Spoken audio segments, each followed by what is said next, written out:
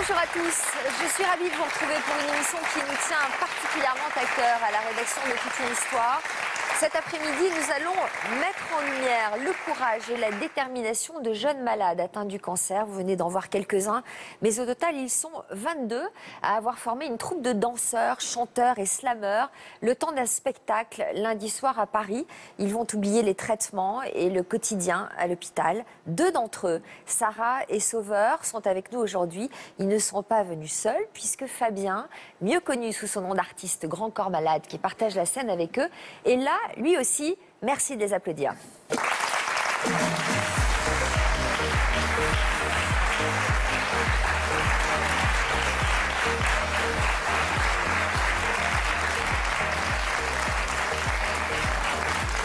Bonjour Fabien, Sauveur, merci d'être là. Prenez place. Merci de venir nous rendre visite. Merci à tous les trois. Nos psychologues, Yvonne Poncet-Bonissol et David Lefrançois, qui est aussi expert en neurosciences, vont commenter pour nous vos parcours et votre formidable aventure, celle dont vous allez nous parler cet après-midi. Alors, ça nous fait évidemment très plaisir de vous recevoir. Vous deviez venir avec Richard Bohringer, qui joue aussi dans le spectacle, mais malheureusement, il n'a pas pu être là aujourd'hui. C'était important pour vous, Fabien, d'accompagner de jeunes artistes? Ah bah ouais, c'est au-delà de ce spectacle, c'est toute une aventure. Ça fait 5 ans maintenant que je me balade un petit peu avec eux, que je vais les voir. Ils sont basés à Marseille. Donc ouais, je les accompagne à chaque fois que je peux. Et donc du coup, là, un de leurs grands projets, c'est ce spectacle. C'est vraiment le projet 2016. Ça fait... c'est un projet récent, ça fait pas 5 ans que vous le... Non, en fait, on a déjà fait un spectacle, ils en avaient déjà fait avant. Ils ont plein de beaux projets. Il y a ils montent voilà, des spectacles, comme on l'a dit, mais ils font aussi des grands voyages. Ils traversent la Méditerranée en voilier. Ils vont faire du chien de traîneau dans le Grand Nord canadien. Voilà, cette association, elle prépare et elle accompagne les enfants sur de très jolis projets comme ça. Et moi, c'est sur les projets spectacles que je peux un petit peu venir voilà, mettre mon grain de sel, essayer de les accompagner. Et le projet spectacle de 2016, c'est celui-là, celui qu'on va faire lundi soir au Théâtre du Rond-Point. Le spectacle s'appelle Sur son dos. Alors Sarah et Sauveur, c'est votre première télé aujourd'hui, hein? Oui. Un peu stressée donc j'imagine. Un petit peu. Alors qui fait quoi dans ce spectacle? Bah, moi, je danse. Bah, je participe au spectacle, je danse, je chante. Et on fait un petit peu de théâtre, un petit peu comme ça. Et vous, Sauveur? Moi, je suis plus dans les coulisses pour aider les enfants. Dans les coulisses derrière, j'amène aussi les décors sur la scène. Et puis voilà, dans les coulisses pour encourager les enfants. Voilà, ils sont un petit peu stressés, donc je suis là pour les remettre sur le droit chemin quand ils sont un petit peu stressés, un petit peu perdus. Donc, voilà. Donc une présence essentielle dans Des ce nombreux spectacle. rôles C'est pas de l'ombre. Ouais. Alors pourquoi ce titre, Sur son dos? Alors, sur son dos, en fait, on parle du dos de la Terre. On est sur son dos. En fait, cette histoire sur son dos, c'est l'histoire d'une petite fille qui s'appelle Selma, à qui on dit bonjour si elle nous regarde à la télé. Selma, en fait, c'est une petite fille. Là oui, bah, tout est un petit peu tiré de leur propre expérience. Ouais. Selma, voilà, le premier rôle, entre guillemets, de ce spectacle, elle apprend donc qu'elle est malade avec son grand-père, donc joué par Richard Bohringer. Et du coup, bah, elle se retrouve dans un milieu hospitalier et puis elle va s'organiser elle-même dans sa tête, dans sa chambre, de nombreux voyages. Et donc du coup, sur son dos, parce que c'est un peu un parallèle entre la maladie de cette petite fille et notre terre à nous, qui est aussi un petit peu malade. Donc voilà, c'est un parallèle là-dessus. Alors, je ne sais pas si vous avez donné le nom de cette association dont on parle. Ça s'appelle Sourire à la vie. Voilà, Sourire à la vie. Et donc, elle a pour but d'accompagner les enfants atteints de cancer du diagnostic dans les chambres d'hôpital jusqu'au stage le mercredi, le week-end, jusqu'au grand voyage, jusqu'au spectacle. Voilà. Elle essaye de maintenir ses enfants dans une vraie vie d'enfant. Parce que voilà, quand on est à l'hôpital, quand on est malade, on est privé de plein de joies que normalement devraient pouvoir avoir des enfants. Bah, voilà, cette association, elle essaye de leur rendre ces moments-là. Alors, à 3 jours du spectacle, vous vous sentez comment?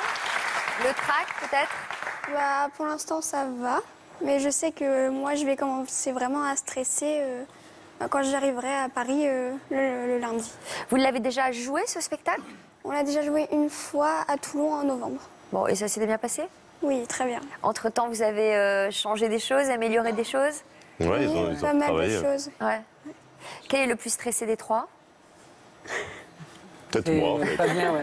Ouais, c'est pas impossible parce que voilà, j'essaye de faire plein de choses, je fais 2-3 trucs à côté, et quand je les rejoins, parce que je participe au spectacle, je suis sur scène avec eux, mais c'est des professionnels, mais vous pouvez même pas imaginer. Ils connaissent leur rôle par cœur. Moi, je suis là en train de réviser mon rôle au Alors, dernier c'est quoi moment. votre rôle, justement, Fabien? Alors moi, j'ai un rôle, on ne sait pas trop si j'existe vraiment ou si je suis dans la tête de cette petite fille qui s'appelle Poppy dans l'histoire. Et voilà, je suis une sorte d'homme funambule qui est un petit peu là, qui vient la voir de temps en temps, qui vient lui délivrer 2-3 messages dans ses rêves, dans ses songes. Il faut vraiment savoir que c'est un vrai spectacle professionnel. C'est-à-dire, on pourrait se dire, ah super, c'est une bonne cause, on vient les voir pour les encourager, ça va être un petit spectacle type kermesse de fin d'année, mais pas du tout, mais vraiment. Ça fait plus de 6 mois qu'ils bossent avec un metteur en scène, avec une chorégraphe. Ça s'est devenu en quelques années des danseurs incroyables. C'est un spectacle qui est plein d'énergie, qui est drôle, il y a beaucoup de moments de sourire, et évidemment aussi des beaux moments d'émotion. J'adore vous entendre parler, j'ai l'impression d'un slam continu. Il faut m'arrêter de temps en temps. Alors vous aviez toujours été sensible aux autres. Vous avez longtemps donc slamé justement dans les hôpitaux et les centres sociaux, bien avant d'être connu, et ça on ne le sait pas forcément. Même après le succès de Midi 20, Midi 20 c'était votre premier album, vous avez continué à donner des représentations dans des écoles et des maisons de retraite. Votre engagement auprès de ces jeunes assis à côté de vous remonte à 2011. C'est la date à laquelle vous êtes devenu le parrain donc, de l'association Sourire à la vie, qui est à l'origine de ce spectacle. Pourquoi c'était important pour vous de rejoindre cette cause et de vous engager auprès de ces enfants? C'est difficile à expliquer. Quand on est artiste, heureusement, on est très sollicité, donc on pourrait s'engager dans plein de causes.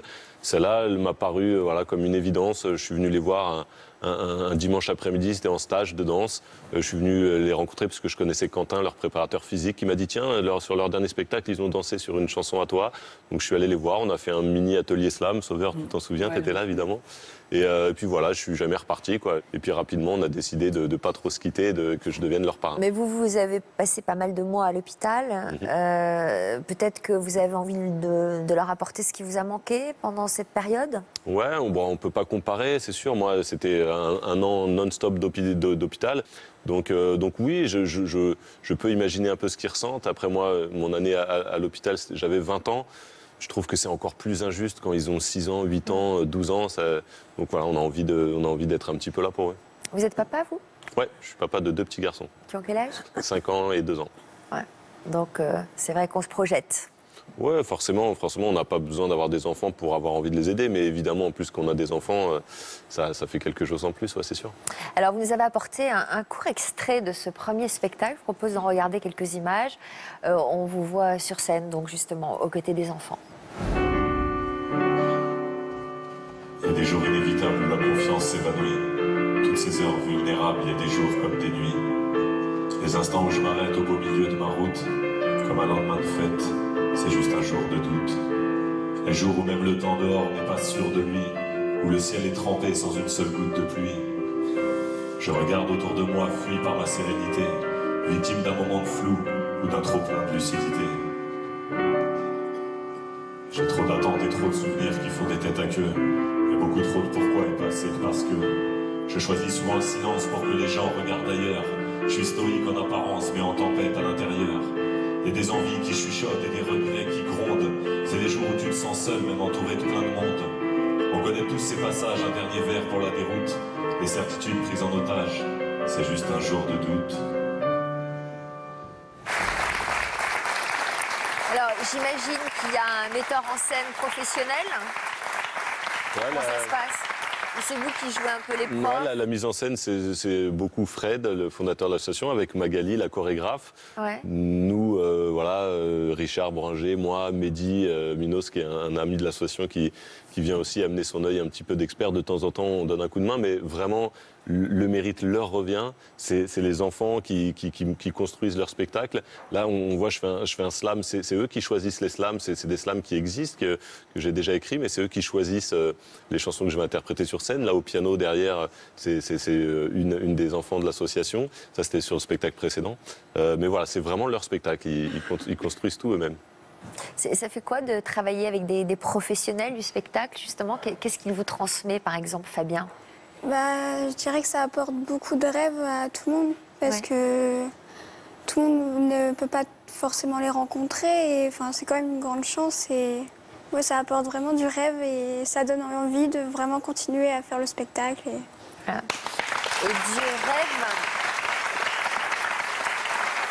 Et du rêve, j'imagine que vous en avez besoin pour vous extraire un peu d'un quotidien souvent douloureux, j'imagine. Sarah, vous êtes une jeune fille de 17 ans. Vous aviez quel âge lorsque vous avez découvert que vous étiez malade? J'avais 12 ans et demi. Qu'est-ce qui se passait? En fait, je faisais du judo, donc c'était en pleine compétition de judo. J'ai fait une chute. Et au fur et après, du coup, j'ai dû arrêter la compétition et je me suis plaint en fait de grosses douleurs abdominales.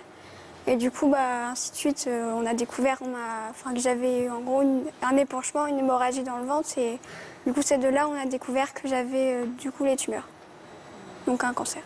Des tumeurs, donc plusieurs tumeurs. Oui, je crois que j'en avais 7 déjà au début. Waouh. Donc déjà, quand on découvre ça, on comprend tout de suite que c'est sérieux, évidemment. Moi, j'ai pas compris tout de suite, parce que j'étais en 5e, j'étais toute petite. Et dans ma tête, j'avais pas associé en fait le mot tumeur au mot cancer. Donc c'est quand j'étais en 3e, 2 ans plus tard, quand on m'a dit le mot cancer, que j'ai vraiment compris que j'étais malade. Alors, le médecin qui vous a suivi et qui vous a soigné est avec nous dans le public. Bonjour, docteur Verschure. Merci d'être là aujourd'hui et d'avoir accompagné Sarah. Donc, vous êtes pédiatre oncologue, donc ça veut dire que vous êtes spécialiste du cancer. Est-ce que vous pouvez nous en dire plus sur le cancer justement qu'a développé Sarah? Oui, alors c'est une tumeur en effet cancéreuse qui est extrêmement rare chez les enfants. Il s'avère que je connais Sarah depuis 2013, or elle est tombée malade en 2011. J'avais déjà un petit peu connaissance du cas de Sarah puisque je m'intéresse un peu en particulier à ce type de tumeur et on avait discuté avec ses pédiatres et ses chirurgiens à Rennes de comment traiter au mieux possible Sarah. Malheureusement, le premier traitement a échoué, la raison pour laquelle j'ai accueilli les parents de Sarah et Sarah en 2013 à Marseille. On a tenté un autre traitement qui a temporairement été efficace, puis dans un deuxième temps pas suffisamment efficace. Donc là, quand vous parlez de traitement, il s'agit de chimiothérapie? C'est en fait une nouvelle forme de chimiothérapie orale qui a été développée il y a une dizaine d'années justement pour ce type de tumeur. Donc qui a quand même révolutionné un petit peu le traitement de cette tumeur-là, surtout dans des cas où malheureusement la maladie n'est pas sous contrôle par l'intervention que Sarah a subie. Donc le deuxième traitement a été efficace? Était pas suffisamment efficace, d'où le fait que Sarah, après discussion entre experts, a été traitée maintenant par un troisième traitement, une troisième ligne de traitement qui heureusement a atténué beaucoup de parties de sa tumeur, ce qui s'est quand même soldé de temps en temps par des effets secondaires conséquents et qui, malgré cela et avec la grande force de Sarah, lui a quand même permis de garder une scolarité normale, des contacts sociaux normaux et ce, entre autres aussi par ses copines et copains de Sourire à la vie. Ça doit être pénible d'entendre parler de cette maladie qui ne vous lâche pas, si je comprends bien. Oui, c'est ça, mais on s'habitue à... On s'habitue. On s'habitue à Voilà. tout, hein, c'est ça? Oui. Et- Vu que c'est parti, peut-être c'est probable que j'ai cette maladie tout le temps, toute ma vie, donc il faut bien s'habituer à vivre avec. C'est-à-dire qu'il va falloir prendre un traitement... C'est malheureusement À vie. très probable que ce sera le cas, avec donc le meilleur traitement à trouver et avec le moins d'effets secondaires possible. C'est quoi les effets secondaires? Quand il a haute dose, je perds mes cheveux. Après, il y a beaucoup de fatigue, oui. Il y a beaucoup de dérangements gastriques, tout ça. Après, il y a la maladie des mains-pieds, par exemple. C'est des fois, je peux pas marcher parce que j'ai les pieds en sang. Après, il y a plein d'autres, mais c'est les principaux. Donc il faut avoir une super force de caractère pour garder le dessus, hein, Voilà. rester au-dessus de tout ça et continuer à nourrir ses rêves, j'imagine. Oui. D'où ce spectacle avec l'association. Votre maman est là, Sophie. Bonjour, merci d'être là. Évidemment, c'est difficile à vivre pour une maman, voire insupportable. Vous devez garder un souvenir très précis du jour où on vous a annoncé la maladie de votre fille. Oui, c'est un tsunami. On n'y pense pas. On sait que ça existe, mais on ne pense pas que ça peut nous arriver. Mais c'est là. Donc on vit dans l'urgence au départ. C'est une urgence, on n'a pas le choix. Faut aller à l'hôpital, il faut voir ce qui se passe. C'est l'attente.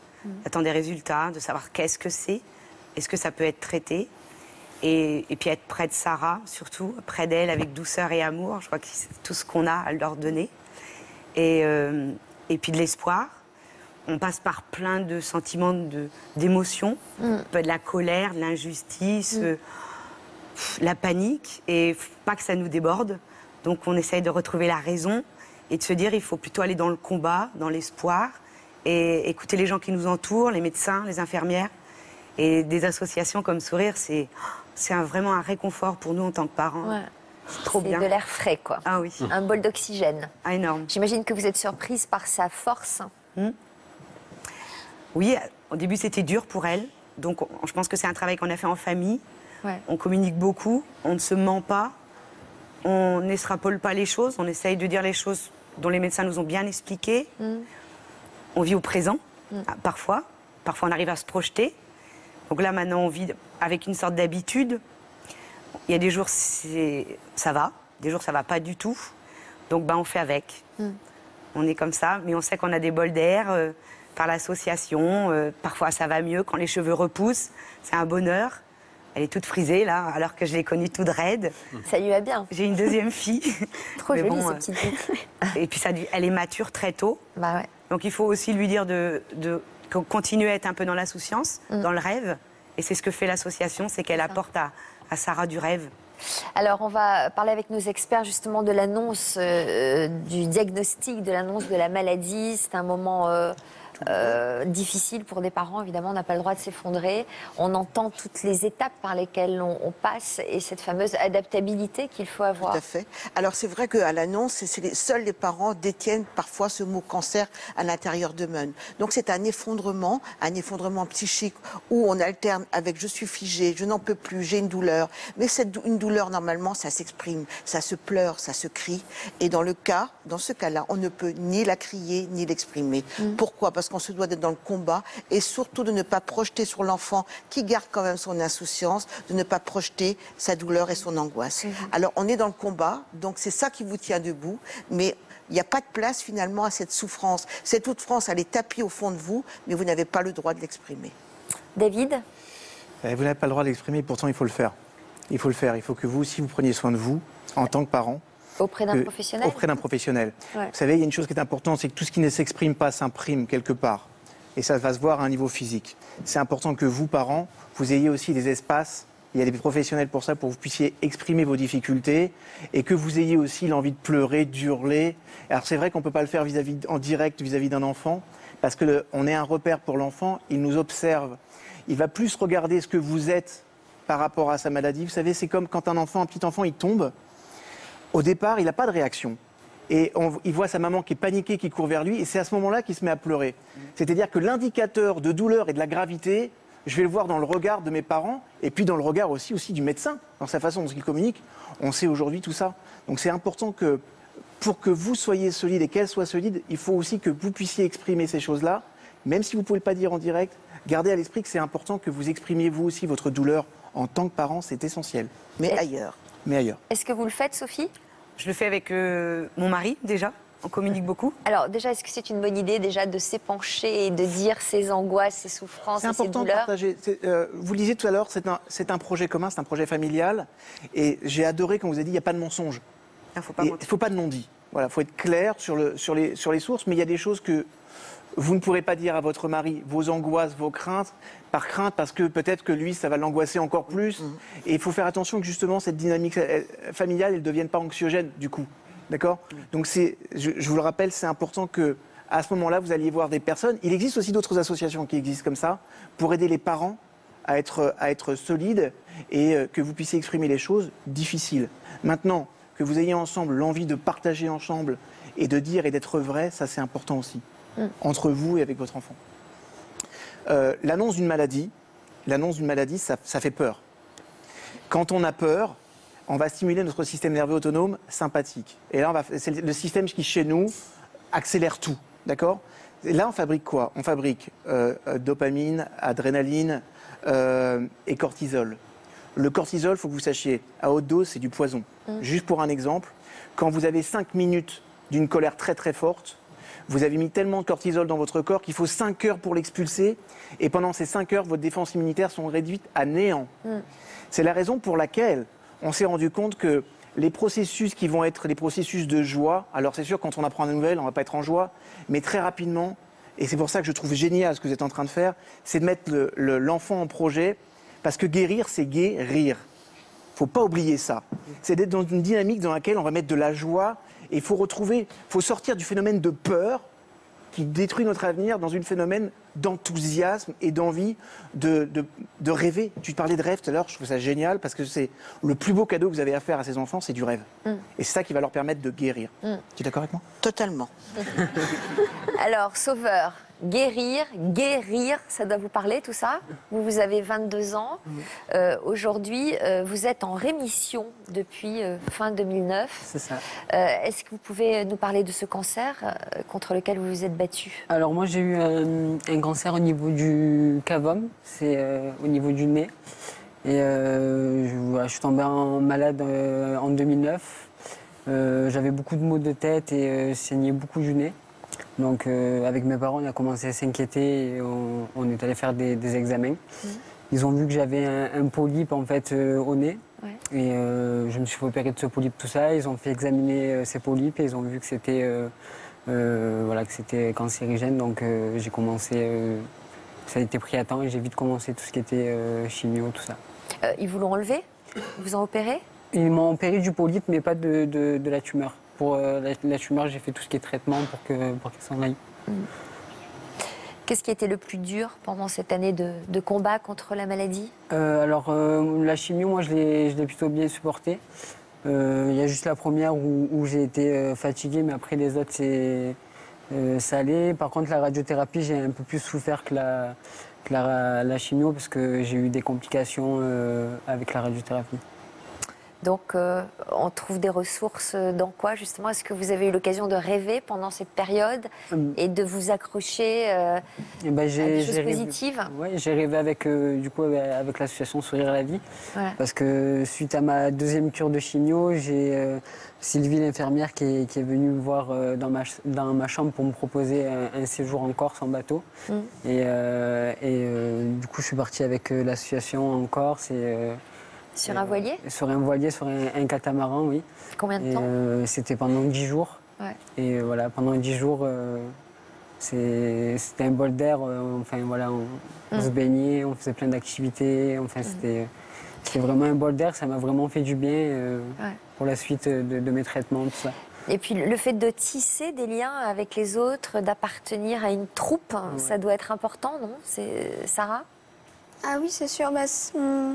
Ça nous montre qu'on n'est pas tout seul à vivre des moments difficiles et ça, je pense que ça apporte beaucoup pour le moral. Enfin, quand on sort d'un séjour, en tout cas pour mon cas, je suis de très bonne humeur et ça me remet beaucoup de peps et de force pour continuer un petit peu. Est-ce que vous avez souffert du regard des autres? Toujours. Je pense que tout le monde souffre un peu parce que d'un côté, on est un petit peu différent, je pense. Sans l'être vraiment parce qu'on ne l'a pas choisi d'être malade. Mais après, il y a des personnes qui peuvent être très compatissantes, d'autres un peu moins, mais après, on fait avec. Ouais, la maladie, malgré tout, ça nous fait plus vite grandir que les autres. Ouais. Et ça nous fait voir la vie autrement aussi, parce que moi, je sais qu'avant la maladie, j'étais quelqu'un qui avait tendance à me plaindre un peu pour tout et n'importe quoi. Et maintenant, en étant passé par la maladie, je me rends compte qu'il y a beaucoup de gens qui se plaignent pour n'importe quoi, alors qu'il y a des choses beaucoup plus graves dans la vie que se plaindre juste parce qu'on a cassé son téléphone ou quelque chose comme ça, quoi. Fabien, vous aussi, vous avez dû apprendre à relativiser très tôt. Oui, bien sûr, ouais, c'est sûr que les épreuves, ça apprend à relativiser. Moi, ça m'a marqué tout de suite quand je suis allé les voir la première fois, cette maturité-là, ouais, par rapport à la maladie, par rapport à des potes à eux qui vont très mal ou qui sont partis. Ils ont un discours là-dessus qui est sans non-dit. Ils disent les choses, ils savent les choses. Donc ouais, cette maturité-là m'avait impressionné. Et tout à l'heure, quand vous parliez de troupes aussi, ils sont très impressionnants. C'est vrai que du coup, là, quand ils se retrouvent tous ensemble, mais il y a une espèce d'énergie absolument incroyable. Ils se connaissent bien, ils vivent tous un peu les mêmes galères, donc du coup, il y a une solidarité à toutes les échelles, à tout moment. Ils s'entraident vachement, ils s'encouragent. Et voilà, je pense qu'ils se créent un truc quand ils sont tous ensemble, donc notamment dans les stages, pendant les répétitions, ou encore plus en coulisses pendant les spectacles. Il y a une énergie qui est incroyable, mais qui se voit. Et nous, quand on vient un peu de l'extérieur, parce que ça fait plusieurs semaines qu'on les a pas vus, on arrive là, on sent cette force, et ça nous fait du bien aussi. Bon, dommage que Richard Bohringer soit pas là. Il vous en aurait parlé. Il a été très impressionné par toute cette bande de fous là quand ils sont en coulisses. Hein, ils sont assez impressionnants. Cette force, vous avez dû la déployer en vous, vous aussi. Que vous avez dit les médecins après votre accident? À moi directement, rien. C'est un peu comme pour les maladies, comme on entendait la mère de Sarah, où ils avaient dit à mes parents que j'avais aucune chance de me relever au départ. Le diagnostic était très pessimiste. Donc bon, moi je l'ai pas su tout de suite, mais après voilà, on se pose pas trop de questions, quoi. On sait qu'on est rentré dans un combat. Ouais. Je pense que c'est leur cas aussi. Voilà, il y a plus à tergiverser. Et voilà, il faut se battre et s'en sortir du mieux possible. On se pose plus trop de questions? On s'en pose, mais on sait que quand on se pose des questions, on est limite en train de perdre un peu de temps, quoi. Ouais. C'est-à-dire que voilà, il faut l'urgence de vivre. Hein. L'urgence de vivre, oui. Ouais, il faut y aller. Et l'essentiel, qu'on se pose des questions, on se pose 2000 questions par jour. Hein. 2000 questions par jour. 2000. C'est du concret. Ça. Alors, tout le monde ou plus? Ça dépend des personnalités. Je pense qu'il y en a qui s'en posent que 2. Ça doit être 5500. Je suis à 7 ou 8, moi. Ouais, c'est ça. Mais 2000 questions, est-ce que je mets ma coupe à droite, le rose avec le bleu ou pas, ça c'est pas essentiel. Ouais. Mais il y a des questions qui doivent être essentielles, c'est est-ce que je suis centré sur justement ma maladie ou est-ce que je suis centré sur la vie? Est-ce que je m'inscris dans le mouvement? Voilà, le corps mouvement, le corps relationnel, le jeu, le corps ludique, parce que quand on a un corps malade, eh bien, je crois qu'on est un peu figé et on a un avenir qui est parfois sombre. Donc, la danse, le mouvement, le sport, la créativité, ça met le corps en relation avec l'autre, d'où cette notion de troupe. Ça donne aussi de l'humour, ça donne de la gaieté. Et je crois que ça, c'est indispensable, ce corps relationnel dont on parlait tout à l'heure. Le corps de l'être humain, il est composé à 80% d'eau, et pour le cerveau, c'est 90%. De l'eau qui stagne, c'est de l'eau qui croupit, c'est de l'eau qui pourrit. Il faut le mettre en mouvement. La vie, c'est que du mouvement. Donc c'est vrai qu'il y a des périodes où on est immobilisé parce que la maladie nous l'impose. Mais c'est important d'être dans le rythme, c'est important de bouger et de vous obliger à être dans des exercices dans lesquels je vais exister. Voilà. Exister, c'est ex-ester. Exister, c'est être à l'extérieur. On va vous imposer d'être à l'extérieur parce que vous allez être visible. Et ça, c'est un exercice de style qui est génial parce que vous êtes obligé d'être en mouvement, vous n'avez pas le choix. Et ça, c'est top. C'est pour ça que cette association, elle est extraordinaire.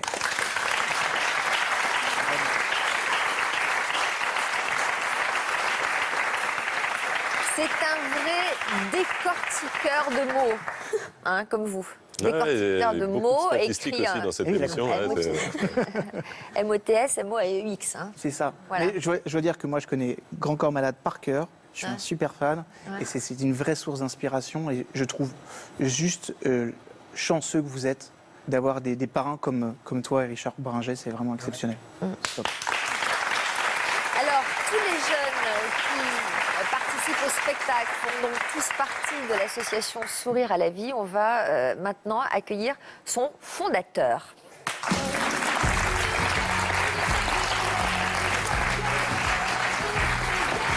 Bonjour. Frédéric.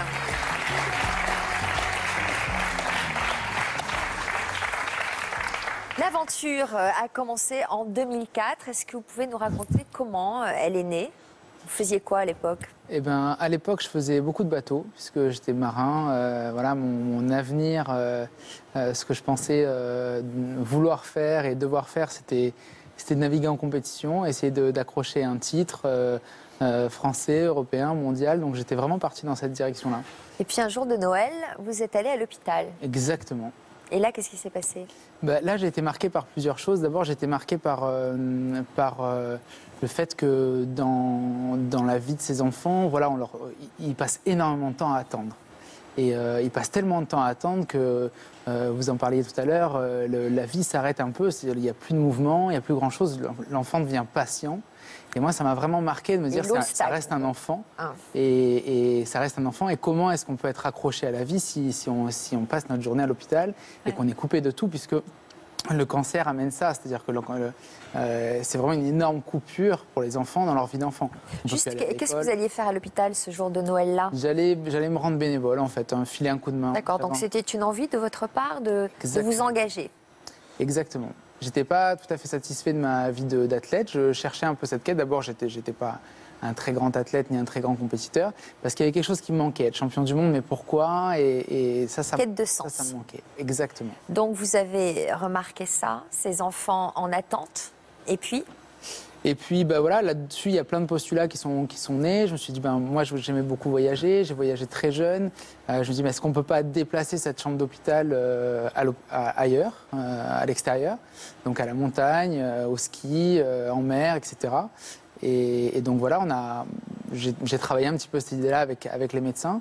La deuxième chose qui m'a vraiment marqué aussi, c'est que issu du sport de haut niveau, on se prépare aux épreuves. Et moi, j'avais vraiment l'envie, mon rêve, c'était de faire ces grandes courses, la Route du Rhum, le Vendée Globe, etc. C'était vraiment mon rêve. Et donc, j'ai la chance de connaître de grands marins dans ce domaine-là, dont Marc Tiercelin, que j'ai côtoyé pas mal. Et je les ai vus se préparer. J'ai participé aussi un petit peu à ça, à la préparation de leurs bateaux, des athlètes, pour traverser ces épreuves difficiles, parce que c'est vraiment difficile. Il y a des moments de doute terribles en mer. Et face à la nature, face aux éléments qui sont incontrôlables, plus on est préparé, et plus c'est facile. Et voire même traverser les tempêtes, ça peut être hyper sympa. Et moi, j'ai découvert formateur. Ça. Ouais, j'ai découvert surtout quand on s'en sort. Exactement, c'est ça. et finalement, même au fur et à mesure de mes navigations, je comprenais que la tempête, que je croyais vraiment incroyablement difficile, finalement, c'était pas si difficile que ça, puis ça pouvait très bien se passer.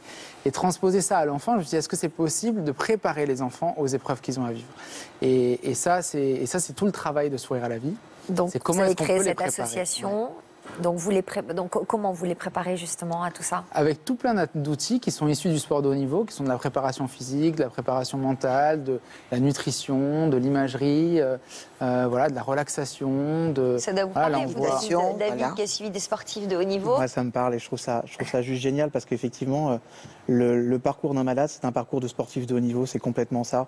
Parce que le diagnostic, il tombe, on va avoir un niveau d'exigence très élevé, il va falloir combattre, se battre, faire face à l'adversité. Et la préparation prime l'action, c'est super important. Plus je vais élever mon niveau de préparation, comme un spectacle, plus mon niveau de préparation est élevé, plus je peux m'adapter et plus je vais pouvoir développer les bonnes ressources au bon moment, au bon instant. Alors juste dans le cas de la maladie, qu'est-ce que vous entendez par préparation?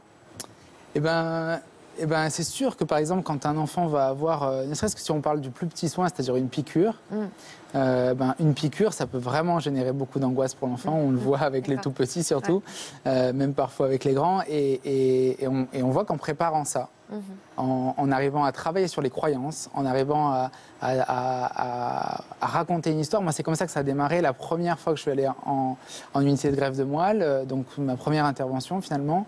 Je suis rentré au moment des soins avec les enfants. Les soignants m'ont accueilli pendant les soins et je racontais une histoire, parce que dans une chambre stérile, on rentre avec rien. Donc, je n'avais pas pu rentrer tous les jeux que j'avais prévus. Et donc, je suis rentré juste avec une histoire que j'ai racontée à l'enfant, qui s'est accroché à ce que je lui ai raconté. Et tous les soins se passaient de manière finalement super fluide.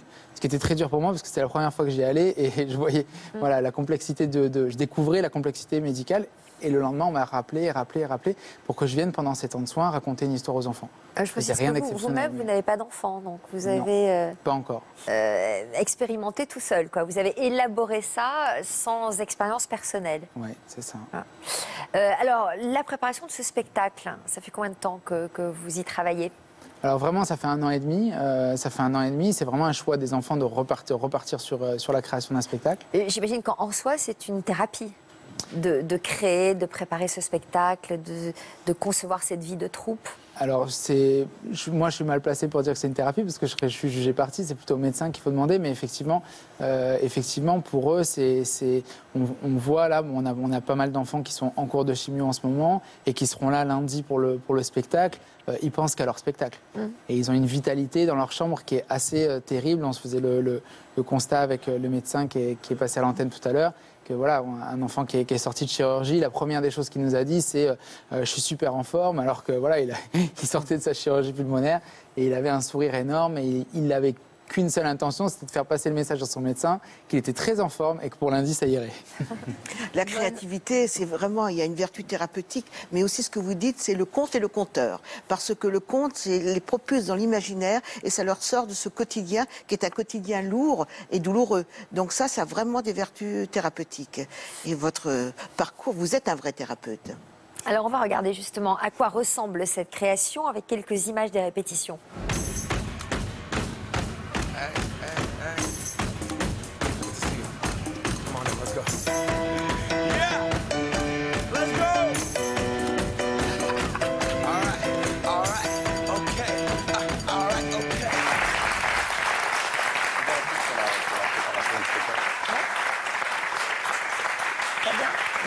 Ce qui est super intéressant, ce que j'ai vu sur la préparation d'un tel spectacle, c'est qu'il y a évidemment cette notion de projet.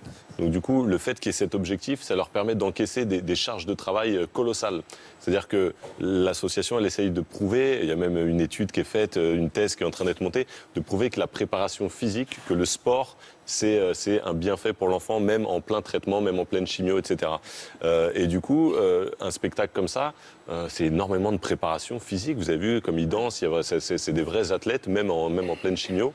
Et du coup, on encaisse des charges de travail comme ça parce qu'il y a ce projet, il y a cet objectif au final.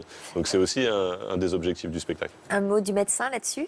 Oui, je partage ce que Fabien dit. Il y a une composante physique dans cette préparation. Qu'elle soit à l'hôpital ou à l'association. Il est vrai qu'en passant par des activités physiques, ils vont déjà se surmonter, puisqu'ils étaient bien sûr généralement fragiles, alités, avec donc une masse musculaire qui font. Et là, ils se remettent en forme sur le plan physique et se mettent des objectifs pour, en effet, se surmonter de semaine en semaine. Ouais. L'élément psychologique, à mon avis aussi, c'est que là où ils étaient un petit peu à l'abri des contacts sociaux avec leurs pairs du collège, du primaire ou du lycée, ils se remettent d'une part avec toute la troupe, en effet, que Fabien a décrit, dans un dynamisme très, très, très social et surtout très solidaire. Et ça leur remet aussi une certaine confiance en eux. Ouais, c'est ça. Et je pense qu'ils se mettent un défi, mais ça leur aide de façon thérapeutique, en effet, pour retrouver une nouvelle vie pendant le traitement ou après le traitement. Et on parle beaucoup de ce spectacle, on a la chance d'être diffusé avant le spectacle. Il reste des places à ce spectacle. On a la chance et on remercie d'ailleurs le ça Théâtre se passe du où, Rond-Point. est-ce qu'on l'a dit, au Théâtre du Rond-Point, et Jean-Michel à Paris, Ribes, ouais. qui nous offre la grande salle du Théâtre du Rond-Point. À quelle heure à 20h30, lundi 1er février. Il reste des places, donc c'est bien, on en parle et tout, mais surtout venez voir les gens, venez voir ce qui se passe. Vous allez vous régaler, c'est un super moment. C'est un très beau spectacle. Et évidemment, ce sera encore plus beau si la salle est pleine et qu'il y a 1000 personnes dans la salle en face des enfants au moment du final. Je suis sûre que les Français vont répondre justement. Les artistes français sont particulièrement engagés. On le voit notamment lors du Téléthon, où ils sont très nombreux à s'investir. Leur présence permet de médiatiser des causes, mais aussi de mobiliser des bénévoles autour d'eux. Eh bien, c'est ce qu'on va voir dans ce reportage de la rédaction. Les associations ont toujours eu besoin d'artistes pour sensibiliser le public à leur cause dans les médias. Comme Grand Corps Malade, chanteurs, comédiens et humoristes s'investissent auprès des enfants malades. Malik Bentala est parrain de l'association Théodora. Depuis 2014, il met sa bonne humeur et son humour au service des enfants hospitalisés. Gilbert Montagnier, lui, a rejoint l'association Princesse Margot il y a plusieurs années déjà. Bonjour. Salut Paul. Alors ça va? Super, c'est la première fois que je te vois. Alors. Et il ne perd jamais une occasion de communiquer sa joie de vivre aux enfants malades du cancer. Laissez les enfants rêver, laissez les fleurs respirer. Kev Adams est devenu parrain de cette association fin 2015. Le jeune humoriste a d'ailleurs rendu visite aux enfants de l'hôpital Saint-Louis pour leur apporter son soutien. Bravo Princesse Margot pour tout ce que vous faites, bravo de donner du courage et de l'espoir à tous ces enfants et merci de les accompagner dans ce combat qui n'est pas facile. Et plein de courage à tous ces enfants avec qui je suis de tout cœur. Voilà, bravo à tous ces artistes qui s'engagent. Nous avons le plaisir d'avoir des parents cet après-midi dans le public. Donc Sophie, avec laquelle nous avons déjà conversé, mais aussi Pascal et Jean-Denis. Je vais vous demander de descendre, nous rejoindre sur le plateau.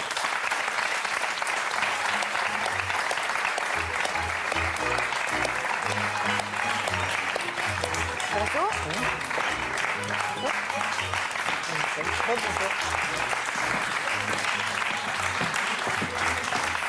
Donc Sophie, la maman de Sarah, Pascal, vous accompagnez Sauveur et Jean-Denis, vous êtes venu parler de Célia. Vous avez senti que vos enfants allaient mieux grâce à ce spectacle, tout ce temps que vous êtes? Ah oui.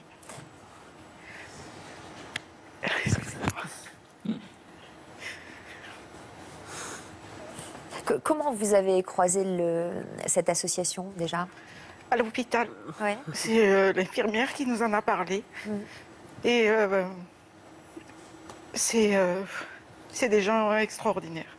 Excusez-moi, je suis émue parce que c'est important. C'est vraiment une association qui apporte énormément de choses aux enfants. Et aux parents? Aussi. Oui. C'est ce que signifie votre émotion peut-être? Oui, parce que de voir les enfants aussi heureux sur une scène ou de vivre des choses aussi extraordinaires, des choses qu'ils ne vivront probablement jamais ou qu'ils nous auraient jamais vécues, nous, ça nous porte. Ouais. On vit ça à travers eux, en fait. Voilà. C'est pour ça que c'est une association qui est extraordinaire. Et Sauveur sourit en voyant les larmes de sa maman. Vous êtes surpris par cette émotion? Non, parce que je la connais, ma mère, elle est très émotive, donc je m'y attendais un petit peu, on va dire. Et vous, vous êtes toujours comme ça? Il y a toujours une force incroyable, un mental incroyable, un sourire comme ça, quels que soient les moments et les épreuves? Tout le temps. Tout le temps, même le jour de l'annonce de la maladie. Ouais. Et il nous a sidérés parce que il dormait, en fait. Et quand on lui a annoncé la maladie, il nous a dit « ça soigne bien ?» On lui a dit oui. Ben, il s'est retourné et puis il s'est rendormi. Pourtant, j'imagine qu'il y a dû y avoir des moments de doute et de découragement. Ah oui, c'est sûr qu'il y a eu des moments de doute, surtout pendant la radiothérapie, parce que c'est au moment de ma maladie où j'ai le plus souffert, on va dire. Parce que j'ai eu beaucoup de complications, j'ai eu la bouche pleine de mucites et de champignons à cause des rayons. Donc il a fallu qu'on pose une gastrostomie pour me nourrir, tout ça. Donc c'était vraiment dur. Vous avez maigri? J'ai beaucoup maigri, ouais. Donc on va dire que c'était le moment le plus dur de ma maladie. Donc c'est vrai qu'à ce moment-là, on a des doutes, on a quand même peur, parce qu'on se dit qu'on est tout faible, tout ça. Mais bon, voilà. Après, avec Sourire à la vie, ils m'ont beaucoup soutenu aussi pour ça. Et même pendant ma maladie, le moment où je faisais la gastrostomie, la radiothérapie, que j'avais ma gastrostomie, j'allais en séjour avec Sourire à la vie et je faisais même du ski. Donc, enfin voilà. Vous avez fait des trucs avec cette association, alors du bateau, du ski, du spectacle. Ouais. Au Canada, le chien de traîneau. Donc tous ces fonds récoltés servent à ça?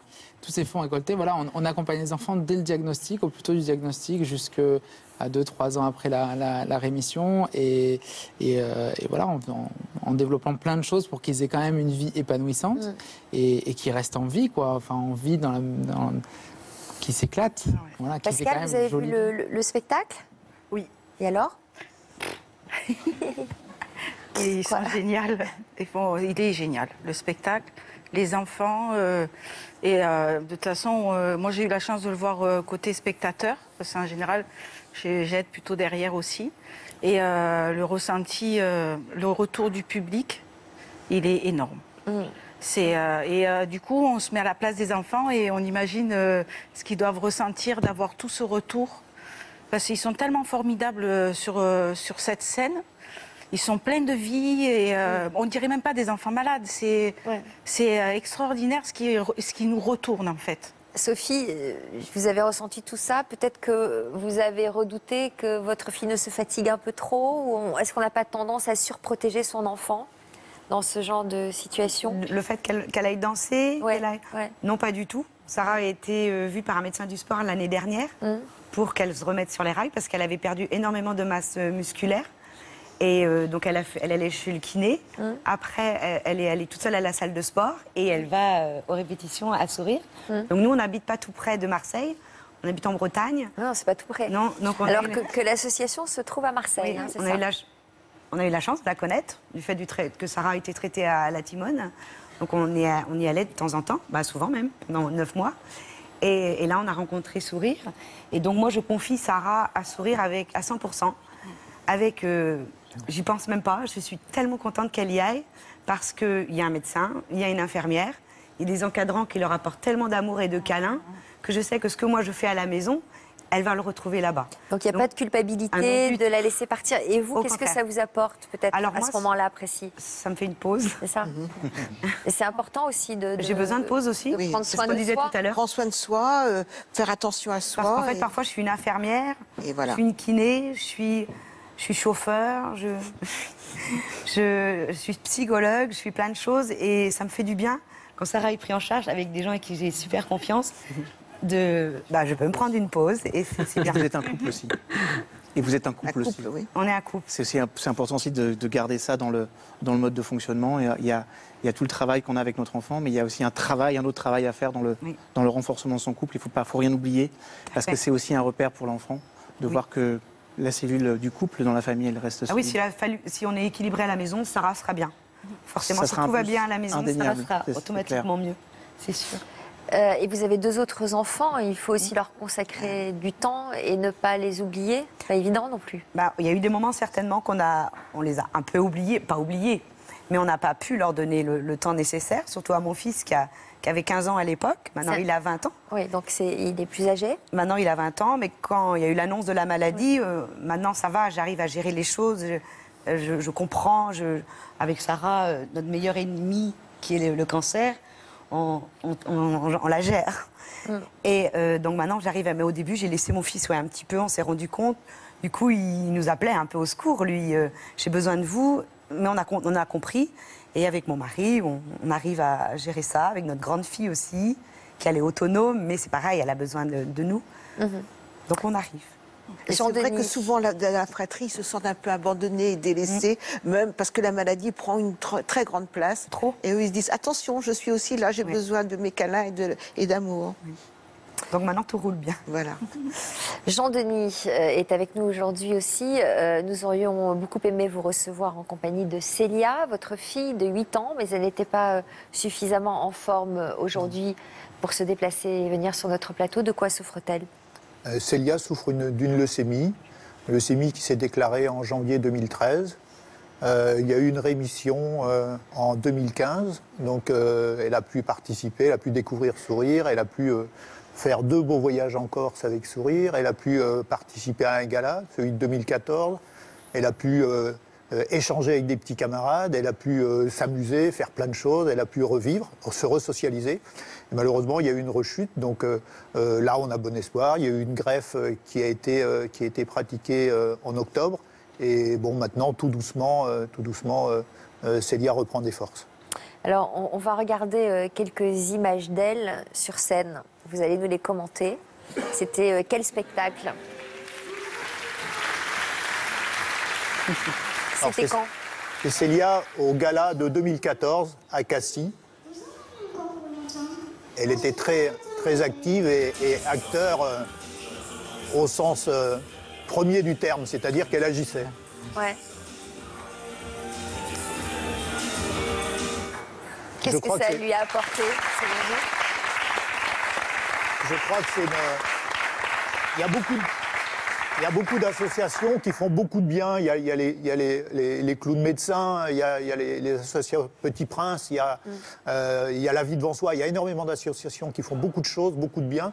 Mais je crois que Sourire est peut-être celle qui met les enfants en position d'acteurs de la façon la plus importante. Non seulement à travers les spectacles, mais aussi à l'hôpital, puisqu'ils viennent à l'hôpital et ils font pratiquer du sport à l'enfant, même dans le sein des seins, dans le centre protégé de greffe. Et là, même à cet endroit-là, l'enfant fait du sport. C'est quelque chose que je ne pensais pas être possible. C'est-à-dire quand il est en chambre stérile, par exemple? Complètement stérile, oui. Alors, et il y a des fait quoi stratagèmes. comme sport, par exemple? Vous avez du ping-pong avec un ballon de baudruche, donc les mouvements sont ralentis. Donc même si l'enfant est sous perfusion, il réussit à jouer quand même. L'enfant joue avec des baleines, avec des baguettes et puis les assiettes chinoises que vous avez vu pratiquer par le cirque de Pékin. Ils le font, mais en mieux, à l'hôpital avec Sourire. Donc vous voyez, l'enfant fait quelque chose. Comme l'enfant vit beaucoup dans l'immédiat, eh bien à ce moment-là, il oublie sa perfusion, il oublie son mal, il oublie ses douleurs, et il joue et il sourit, et voilà, et c'est gagné. Comment elle vit sa maladie, justement? Votre fille, elle est toute jeune? Elle a 8 ans maintenant, Célia, elle est beaucoup plus forte que moi. Elle a toujours été plus forte, nos enfants sont plus forts que nous. En fait, je crois que ce sont eux qui nous portent et qui nous poussent dans la bonne direction. Il y a juste un point de détail que je voudrais, par rapport à tout ce qu'apportent les associations, et en particulier Sourire à la vie, je voudrais rajouter quelque chose. C'est nous avons des enfants qui sont désocialisés. Et quand ils se retrouvent ensemble pour préparer les spectacles, ils échangent entre eux avec des codes. Les codes, c'est un jargon quasi médical, et ils parlent d'égal à égal. T'as fait une chimio, t'as ci, t'as ça, le myélo, c'est pour quand? T'as beaucoup de cortisone, ah oui, je suis fatigué. Donc ces enfants échangent et chacun, ils partagent un vécu. Et je suis persuadé qu'ils se disent des choses qu'ils ne nous disent pas et qu'ils ne disent pas aux médecins. C'est la vérité, Sarah et Sauveur? Ouais, c'est... entre nous, on se comprend parce qu'on vit la même chose. On fait à peu près, pas les mêmes traitements, mais on fait de la chimio, de la radiothérapie, donc on se comprend, c'est ce qu'on dit. Donc c'est plus facile d'échanger entre nous que de parler de ça avec nos parents qui vivent pas la même chose que nous. Vous êtes militaire, donc vous êtes habitué à voir des choses difficiles, donc on pourrait se dire que vous êtes très endurci, et pourtant vous avez l'air de dire que votre fille est plus forte que vous? Oui, certainement. Et quelle que soit notre préparation, on ne peut pas se préparer à ça. Et je pense que nous sommes tous très humbles devant la maladie, et surtout une humilité et une totale confiance vis-à-vis du corps médical. Parce qu'il faut y croire avec eux, il faut fonctionner avec eux. Et nos amis de Sourire nous aident, mais nous sommes vraiment complètement dépendants. Et je parlais de la complicité entre les enfants. Il y a une dernière chose, c'est qu'à travers les séjours en Corse que nos enfants ont pu vivre, il y a à chaque fois du personnel médical, c'est-à-dire ceux qui sont en blouse blanche avec eux à l'hôpital, infirmiers, médecins. Arnaud y est, le chef de service, le professeur Michel, c'est un grand monsieur, il y est. Mais et là il est en... Pour garantir un suivi médical, ou au contraire pour partager autre chose que les souvenirs de la maladie? Les deux. Les deux. Ouais. Et là, vous avez des enfants qui vont parler, qui vont échanger avec des médecins, mais c'est un copain qui se tutoie. Ça établit un autre lien. Il y a un lien de complicité, d'échange. Et là, lorsque Célia a rechuté, eh bien, elle a retrouvé, entre guillemets, le copain de Corse, cette fois-ci dans son rôle de médecin, et qui lui a expliqué, et les questions étaient plus aisées, et la confiance était déjà là. Important. Le regard de Fabien sur ses parents? C'est difficile à imaginer ce qu'ils peuvent ressentir. Tu vois, voilà, en tant que père de famille, j'ose même pas imaginer la peur, le stress, et le tsunami que ça doit être. Donc voilà, je suis admiratif. Évidemment, ils ont un gros rôle à jouer, tous ceux que je rencontre, et notamment sur les spectacles, parce que d'habitude, quand je vais les voir répéter, les enfants à Marseille, les parents sont pas là. Donc voilà, on se croise plutôt sur les spectacles, et donc du coup, c'est toujours des moments très particuliers. Donc moi, j'assiste vraiment au bon moment quand je croise ces parents-là. Et donc au-delà des parents, on parlait des médecins. Voilà, je pense que c'est important, et c'est l'occasion, cette émission aussi, toujours de leur rendre hommage. Il y a quand même des gens qui passent leur vie à essayer de sauver nos enfants, quoi. Donc,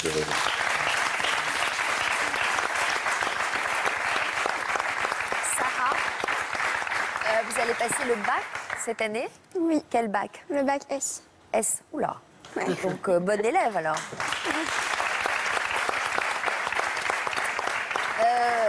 Avec quel projet d'études après? Le projet de médecine pour être médecin. Ou kiné, je sais pas trop. Vous avez toujours voulu faire ça ou c'est le temps passé Non, j'ai toujours eu une petite envie d'aller en médecine. Ouais. Mais je pense que ça s'est renforcé avec ma maladie.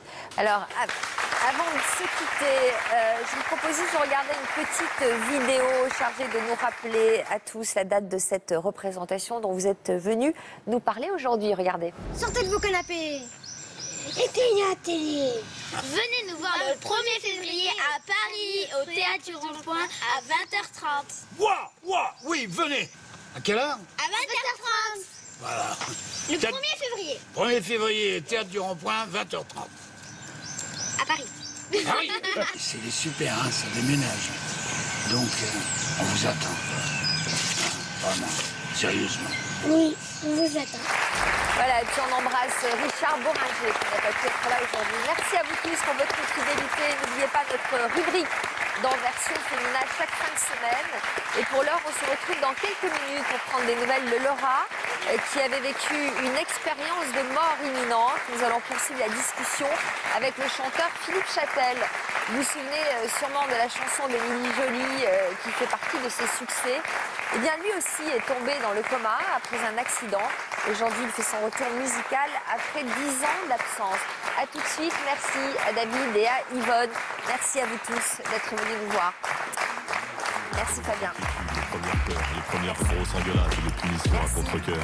Les premiers cadeaux débiles avec leur nom sur leur tasse. Les siestes d'un œil sur le canapé en regardant Pocahontas.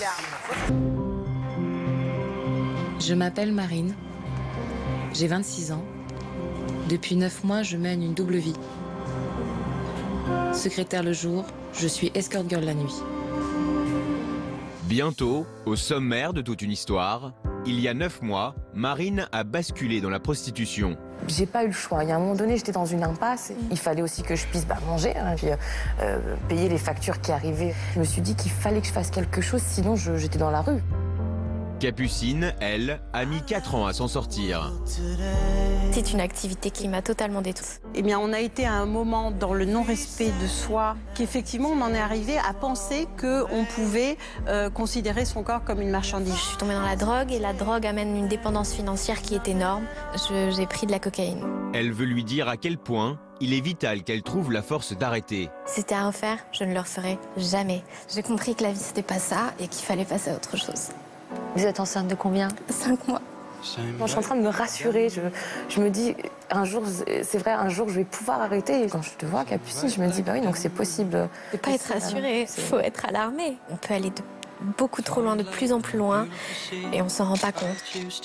Maintenant, je me dis, bon, bah, on va le faire. Enfin, vivement que ça se termine vite, quoi. Moi, Lola, 26 ans, commence ma deuxième vie. I say you the bestest, leaning for a big kiss, put his favorite perfume on, go play a video game. It's you, it's all